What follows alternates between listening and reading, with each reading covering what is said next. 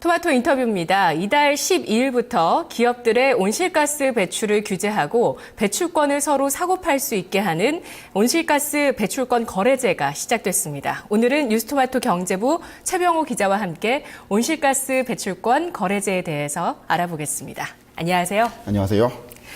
우리나라의 온실가스 배출권 거래제 도입이 아시아에서 최초라고 합니다. 그동안 이 제도가 도입되기까지의 과정은 어땠는지 설명 부탁드릴게요. 네, 최근 세계적으로 각종 이상기후 현상이 나타나고 있습니다. 쓰나미와 홍수, 가뭄, 폭설, 남극의 빙하가 해수면이 상승하는 것 등 다양한데요.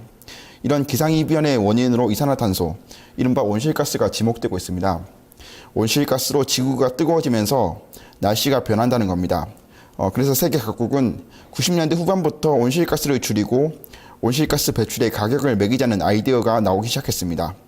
우리나라는 이명박 정부 때부터 국가 온실가스 감축 목표를 정하고 온실가스 배출권 거래제 도입을 검토하기 시작했는데요.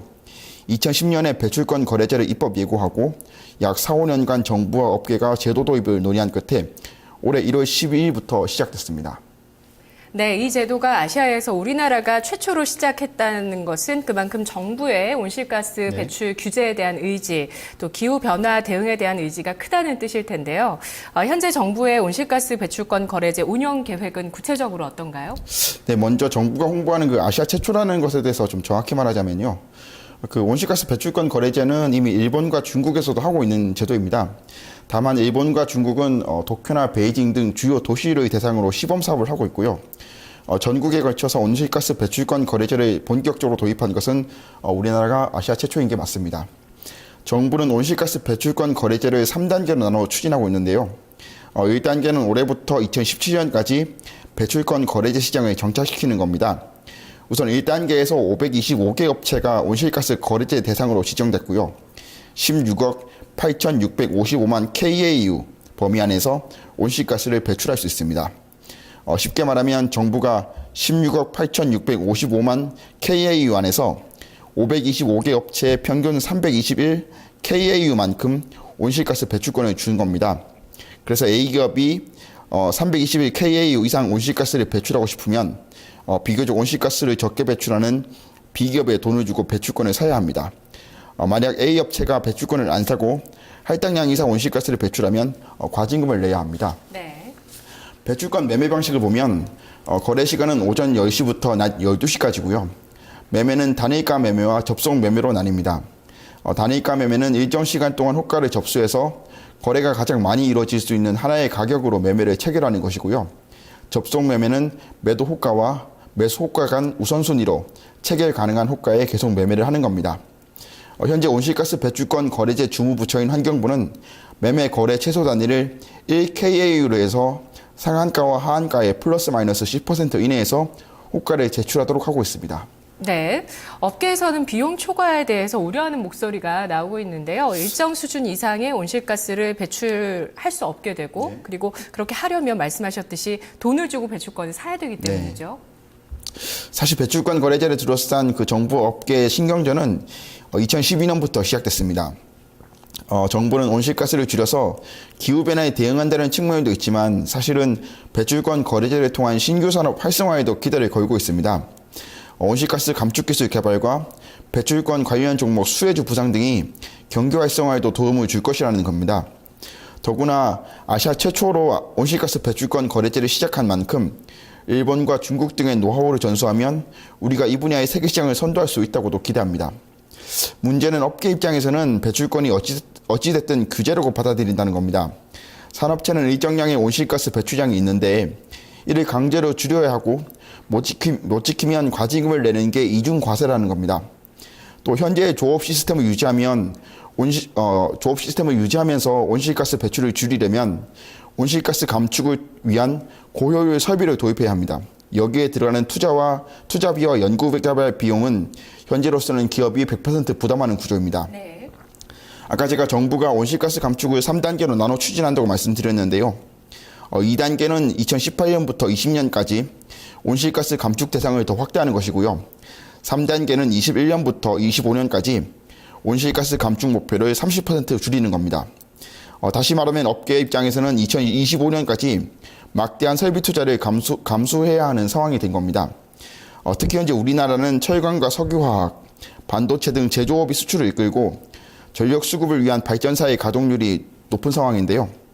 이런 업종들은 온실가스 배출량이 많은 곳이어서 벌써부터 물량 부족 우려가 나오고 있습니다. 실제로 525개 업체 가운데 벌써 46.3%가 정부의 온실가스 배출권 할당에 대해 이의 신청을 제기한 상태입니다. 네, 이렇게 온실가스 배출량이 그 기준보다 많은 기업들이 과연 실제로 그런 배출권을 사고 파는지 여부가 앞으로 참 중요할 것 같고요. 정부의 의지대로 과연 이런 온실가스를 좀 감축하는 기술을 개발해서 세계에서 진짜 돈벌이를 할 수 있는 기술로 발전할 수 있을지 이런 부분들 상당히 중요해질 것 같은데요. 일단 지금까지 온실가스 배출권 거래제 운영을 보름 정도 했는데요. 첫날에는 거래 대금이 1,000만 원에 미치지도 못했다면서요. 네, 일단 지금 거래소를 운영한 게 보름 정도여서 아직 속단하기는 이르지만 현재까지는 거래소가 활성화되지 않았다고 보는 게 맞는 것 같습니다. 일부에서는 개점 휴업이라는 표현을 쓰기도 했는데요. 그만큼 거래량과 실적이 신통치 않다는 뜻입니다. 우선 거래량을 보면 첫날에 했던 12일에 총 11건, 1,190KAU를 거래했습니다. 배출권 거래 대상 업체가 525개인 것을 고려하면 2%에 불과한 겁니다. 심지어 15일과 19일, 20일에는 거래가 한 건도 이루어지지 않았습니다. 지금까지 보름 동안 1,380KAU가 거래됐는데요. 업계에 할당된 온실가스 배출권이 약 16억 KAU임을 고려하면 1만 분의 1 수준입니다. 이에 대해서 정부는 제도 시행 초기 단계의 눈치 보기 탓에 거래가 부진하다고 분석합니다. 아직 업계는 온실가스 배출권에 여유가 있고 제도 운영에 불안감이 큰 데다 할당량 이의 신청을 한 곳도 많아서 적극적으로 온실가스 배출권을 거래하지 않는다는 겁니다. 실제로 우리보다 7, 8년 먼저 배출권 거래제를 도입했던 유럽연합은 지금은 배출권 거래제가 적극적으로 진행되고 있기 때문에 우리도 시간을 두고 지켜보자는 게 정부 입장입니다.